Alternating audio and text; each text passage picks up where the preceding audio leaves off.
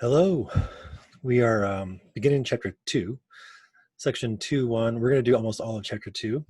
And it might be a good idea for you to go on my math lab and check out the e-text in chapter 2 because I just think it's helpful to look through the definitions and the examples, and you might find it's easy to learn by looking at those examples.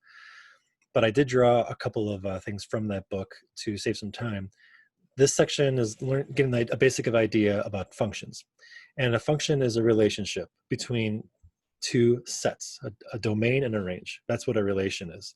So circles are a relation. A line is a relation. A parabola is a relation. But a subset of all relations is called a function. Functions are a special type of relation where every element in the domain is getting mapped to its own unique y value. It's easier to understand it in the negative. If here's the negative version of that statement. If you ever have a domain element going to two or more range elements, it is not a function. That's the negative way to understand it, and I think the easier way. Let's look at a couple of examples. Here are two relations. You could think domain is x, range is y. This first relationship is a function because there are 4 elements in the domain. They're all being used. 1 is going to 6. 1 is not getting mapped anywhere else. 1 only goes to 6. 2 is going to 6. 2 is not getting mapped anywhere else. 3 is going to 8. 3 isn't going anywhere else. And 4 is going to 9. 4 doesn't go anywhere else. So this is a function by that definition. Now, it's not a problem that more than one element gets mapped to 6, the same range element. That's not a problem. This example is not a function, and the only problem is the number 6, the domain element 6. 6 goes to 1, and 6 goes to 2. So think about functions as something like a machine that is effective. If there's a button on a machine, you have to depend on that machine to do the same thing every single time you press the button. And that would be a proper function. But here, this is not a function. This would be like a machine where you press a button and A happens, but then the next day you press a button and B happens. So you're really not sure if you press the button, is A going to happen or is B going to happen? So that's my illustration that helps me. This is the problem. 6 goes to 1 and 6 goes to 2, not a function. Here are those two sets, but just in terms of ordered pairs. You have, because we're hardly ever going to show a mapping like this. It's nice. It's a nice illustration, but there's not much math. It's limited with what you could do. Ordered pairs, however, are wonderful. We can graph ordered pairs and manipulate them easily. So this domain, this domain is the set of all input. So we've got 1, 2, 3, and 4. And every domain element goes to its own unique range element. 1 goes to 6. I'm looking ahead. 1 doesn't go anywhere else. 2 goes to 6. 2 does not go anywhere else. There's not even another 2 to consider. However, here, 6 goes to 1, and then looking ahead, 6 goes to 2. It's not a function. Some students think that whenever the domain element repeats, you don't have a function. That's not true. So be careful. I could have 6, 1, and I could write 6, 1 again. That would be a little bit silly, but 6 goes to 1, and then if I say 6 goes to 1 again, I'm not violating any rules. So be careful. Just because you see 2 domain elements that are the same, think it through. I'm sure you've heard of the vertical line test. Do you know why it works? The purpose is to quickly measure if something is a function or not. Why does that work? Well, is this a function? 4 dots. If you're participating, you're answering in your head, yes or no. Is this a function? The answer is 100% yes. It is. It passes the definition. The definition was for every x goes to its own y, to one y only. And this ordered pair is -2, -1. I'm looking up and down at where -2 is, and -2 doesn't go anywhere else. -2 goes to -1. This ordered pair is 0, 0. When x equals 0, I could be anywhere on this line when x equals 0, and there's only 1 dot. Here, this is the ordered pair 3, 4. When x equals 3, the only result is a y value of 4. And here when x equals 7, the only result is a y value of 1. So it's a boring function. There's only 4 ordered pairs, but it is a function. And it does pass the vertical line test. If you scan a vertical line anywhere on the relation, on the graph, it will only hit the graph once. And if that happens, it's a function. This is the classic example of something that is not a function because it fails the vertical line test. A vertical line is an x value. That's why we have something called the vertical line test. There's also a horizontal line test, which we'll talk about later. But a vertical line represents an x value. So this vertical line is hitting this circle 2 different spots. So one yellow line, one x value, is producing one y value up here and one y value down here. So that violates what a function is. This purple circle is not a function, it is a relation. It's not a function. Because you have at least one x value going to 2 different y values. Now, is this a function? Is this a function? A function of x. Sometimes these are difficult to find, sometimes they're not. I always like to think, okay, if I plug in a value for x, is there any way I'm going to get 2 different y values? So I would mentally plug in 0 for x. And if I plug in 0 for x, I would get 4. And then I would plug in 3 for x. 3 squared is 9. And then that means y would have to be -5. So is there any x value I can think of that would produce 2 different values for y? And I can't think of any. This is a function, but there's a way to prove it. You can solve for y. So you would subtract x squared, and then you have y equals 4 minus x squared. And 4 minus x squared will always produce one number only. No matter what you choose for x, even if you choose a million, 4 minus a million squared is going to be one y value. You're not going to come here tomorrow and try 4 minus a million squared and get a different y value. It's always going to produce the same y value. So every domain element, x, is going to produce its own range value. What about this one? Well, this one's a little bit more difficult to do in your head. If I put a 3 in for x, that becomes a 9. I could subtract 9, that would become a 7. And then I have to square root, add 1, and it starts to get confusing.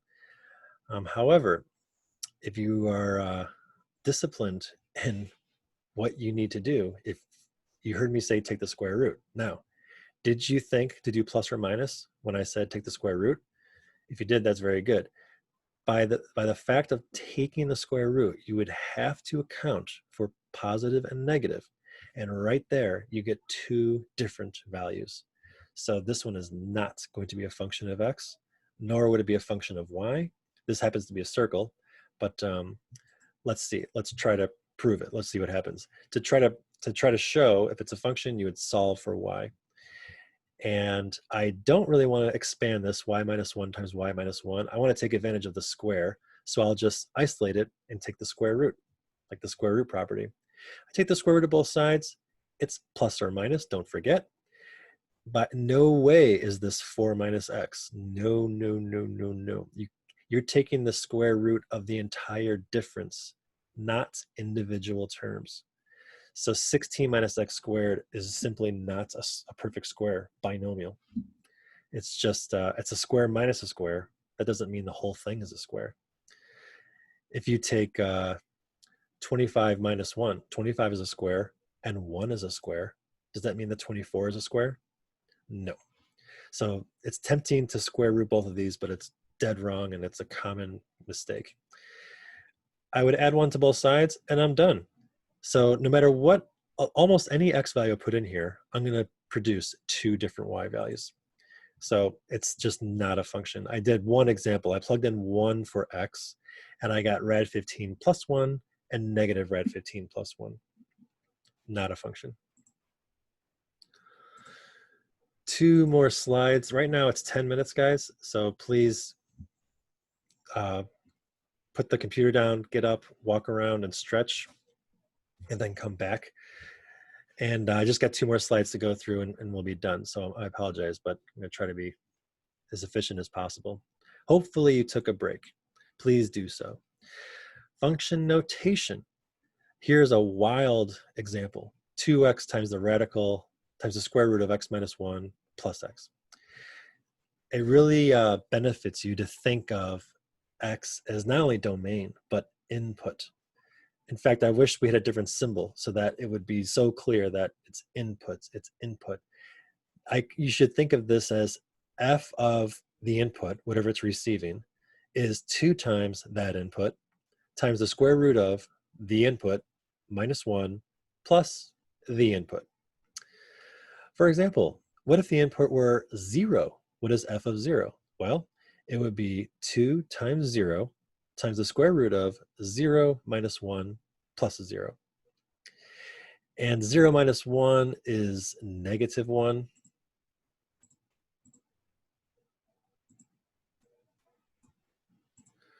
So here's where I am right here. And the square root of negative 1 is I, but 0 times I is still 0. So the end result is f of 0 equals 0.